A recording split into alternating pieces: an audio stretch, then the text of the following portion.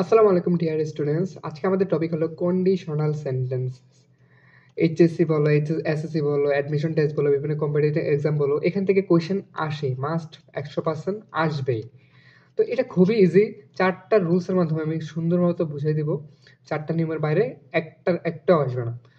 তাহলে ইন্ট্রোডাকশন যদি আমরা দেখি, what is conditional sentence? Conditional সেন্টেন্সটা আসলে কি? কন্ডিশনাল সেন্টেন্স এমন একটি বাক্য যা একটি শর্ত, এগুলো আসলে ইম্পর্টেন্ট না, তারপরেও যদি জানার জন্য আমি বলতেছি বিস্তারিত।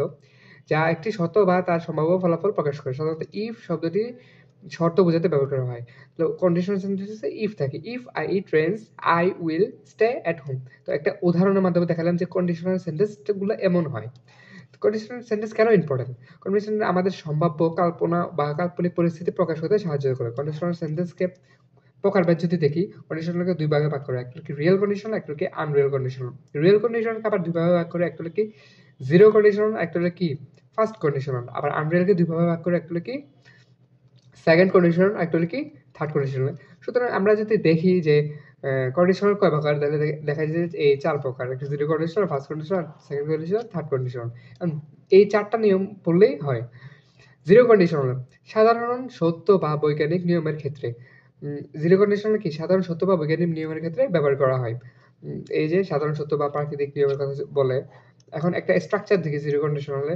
ইফ ইফ এর সাথে প্রেজেন্ট ইনডিফিনিট হলে তার পরবর্তী বাক্য হবে যে প্রেজেন্ট ইনডিফিনিট। এটা হলো কি জিরো কন্ডিশনালের উদাহরণ যদি দেখি, if you heat water, if you heat water it boils, it boils. এখানে দেখো সাধারণ সত্য বা প্রাকৃতিক ঘটনা, যেমন the sun, if the sun set it gets dark. যদি সূর্য নেমে পড়ে তাহলে এটা কি অন্ধকার হয়ে পড়ে। এগুলো কি রিয়েল, মানে কি সত্য ঘটনা অথবা প্রাকৃতিক ঘটনা।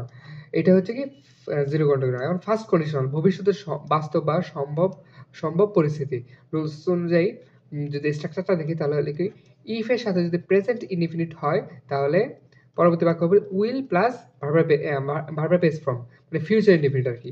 উইল প্লাস ভার্বের বেস ফর্ম। উদাহরণ যদি দেখি, ইফ ইট রেন্স, যদি বৃষ্টি হয়, it will stay at home, it will stay at home, তার পাশে দেখো মানে এখানে প্রেজেন্ট ইনফিনিট আছে, তাহলে পরেরটা কি উইল হবে। উইলের সাথে ভার্বের বেস ফর্ম, স্টে কি ভার্বের বেস ফর্ম।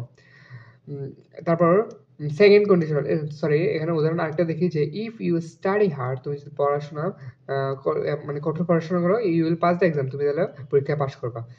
সেকেন্ড কন্ডিশনাল কাল্পনিক বা অসম্ভাব্য পরিস্থিতি। রুলস যদি কাল্পনিক বা অসম্ভাব্য পরিস্থিতি বুঝে তাহলে সেকেন্ড কন্ডিশনাল হবে। এটা স্ট্রাকচারটা কিরকম? স্ট্রাকচারটা হলো ইফ এর সাথে যদি পাস্ট ইনডিফিনিট হয় তাহলে এটার পরবর্তী বাক্য হবে যে উড প্লাস ভার্বের বেস ফর্ম। একটা উদাহরণ দেখি, if I were reach I would travel the world. এখানে উড যেটা আছে এখানে কিন্তু উড হইতে পারে, কুড হইতে পারে, মাইট হইতে পারে, মানে উড কুড মাইট প্লাস ভার্বের base form. If he studied more past indefinite, তাহলে he could be successful, would plus ভার্বের বেস ফর্ম। থার্ড কন্ডিশন দেখি অতীতে ঘটে যাওয়া কিছু কাজ বা ঘটনা নিয়ে আফসোস বা কল্পনা। রুলসটা যদি দেখি, থার্ড কন্ডিশন ব্যবহার করা হয় যখন অতীতে ঘটে যাওয়া কিছু কাজ বা ঘটনা নিয়ে আফসোস বা কল্পনা করা হয় যা এখন আর পরিবর্তন করা সম্ভব নয়। এরকম একটা ঘটনা আর কি। যে স্ট্রাকচারটা যদি দেখি, যে ইফ এর সাথে যদি পাস্ট পারফেক্ট হয় তাহলে পরবর্তী বাক্য হবে কি would have plus past participle, মানে কি ভি3। এক্সাম্পল যদি দেখি, if I had studied hard I would have pass the exam. If I had study hard, এটা কি পাস্ট পারফেক্ট যদি হয় তাহলে পরবর্তী বাক্য হবে যে উড হ্যাভ অথবা হতে পারে কুড হ্যাভ অথবা might have plus past perfect ছিল ভি3, পাস্ট ভি3। আরেকটা এক্সাম্পল যদি দেখি তাহলে, if they had known about the traffic they would have left earlier. এখন কয়েকটা প্র্যাকটিস কোয়েশ্চেন দেখি। এখানে if water dash it evaporate.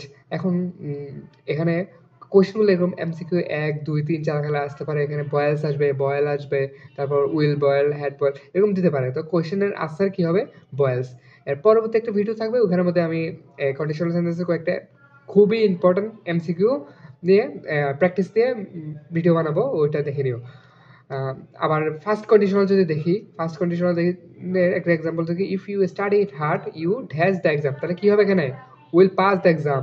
তারপর second conditional, if I dash you I would not do that, would not do that, তাহলে এখানে কি হবে, were if I were you I would not do that.